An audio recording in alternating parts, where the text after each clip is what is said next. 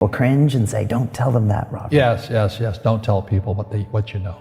Right. Keep them poor. The psychology behind successful saving and investing. Many YouTube videos will explain to you what investments are, and they will tell you uncountable strategies for investing in real estate, stocks, or many other things. But not today. Today, we will dive into the mental and emotional aspects of saving and making wise investments. So here you go, 8 steps for making smart investments and saving smartly. It's really hard, and you have to do it over a sustained period of time. So if you don't love it, if you're not having fun doing it, you don't really love it, you're going to give up. At number 1, understand why. Look at your long-term goals.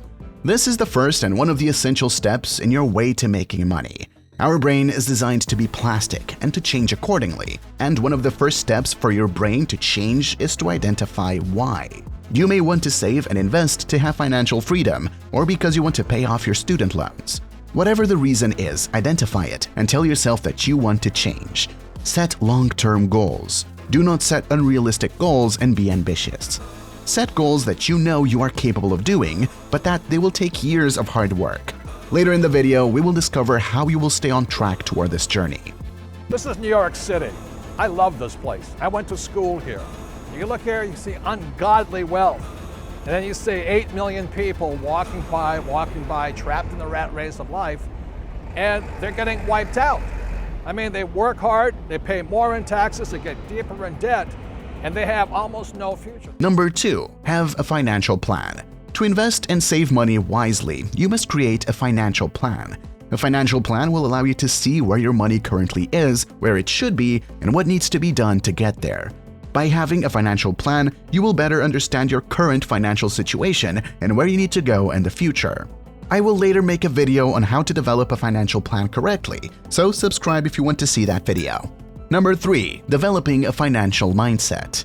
A financial plan is just a document with numbers on it. It's not a goal. It's a direction, but you have to have a mindset behind it. Many gurus will tell you that getting rich is easy and that with a simple rich mindset, you'll become rich in no time. Of course, this is not true. A proper financial mindset will prepare you for anything there is to come. You need to know and accept that there will be rough times when you do not know what will happen and everything seems out of place. You need to keep going and working for your dreams to come true. Getting rich takes work. You need lots of hard and intelligent work to be among the best.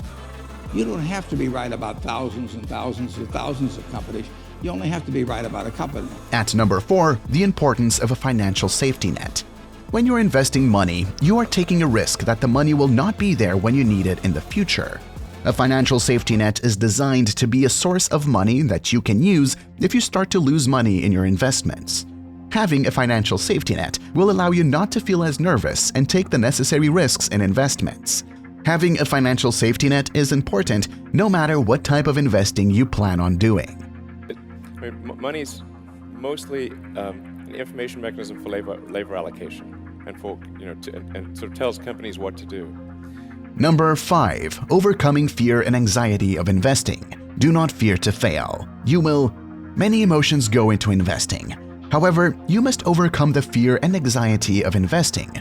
Do not fear failing. You will. Everyone does. The most successful investors have made dozens or hundreds of mistakes, but they are successful because they learned from them. Investing will only be successful if you learn from your mistakes, apply your knowledge, and do not panic if things do not go the way you hoped. If you buy your house at $20,000 and somebody comes along next day and says, I'll pay you 15, you don't sell it because the quote's 15. You look at the house or whatever it may be. But some people are not actually emotionally or psychologically fit to own stocks, but I think more of them would be if you get educated on what you're really buying, which is part of a business. At number 6, understanding the psychology of risk. There is risk associated with every investment. The psychology of risk is the understanding that when you're investing your money, you are taking a chance that it will be lost. You never know what can happen. A company may lose almost half its value overnight or skyrocket the next day. So remember, only invest money you can afford to lose. Of course, do not take nonsense risks and lose everything just because you do not need that money.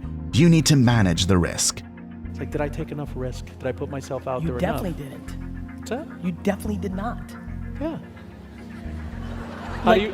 And here's how I know it.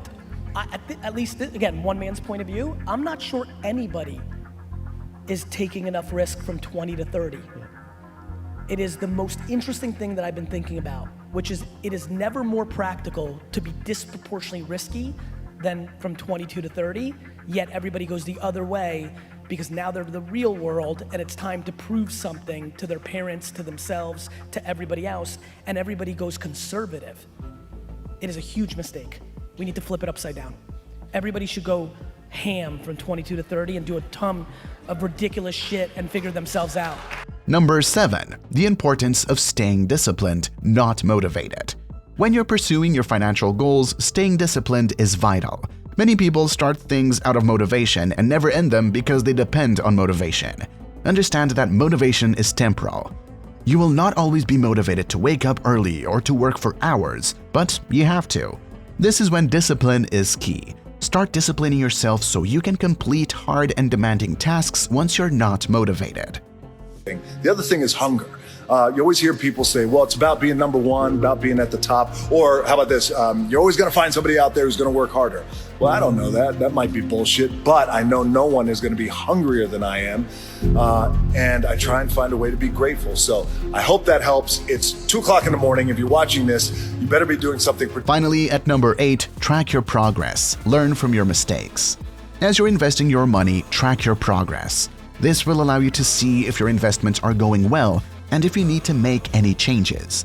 Be honest with yourself. If you made a wrong investment, bail out and continue with others. Don't lose more money just because you cannot accept a failure. To be financially successful, you need to have the correct mindset. To achieve it, be sure to understand these 8 tips for correctly investing and saving. If you have to, watch the video again and take notes to remember the most essential tips and adapt them to your life. After all, every one of us is responsible for our own financial success. But if you want to make it easier, subscribe to the channel and activate notifications to get constant and quality tips so you can achieve financial success. With this said, see you in the next video.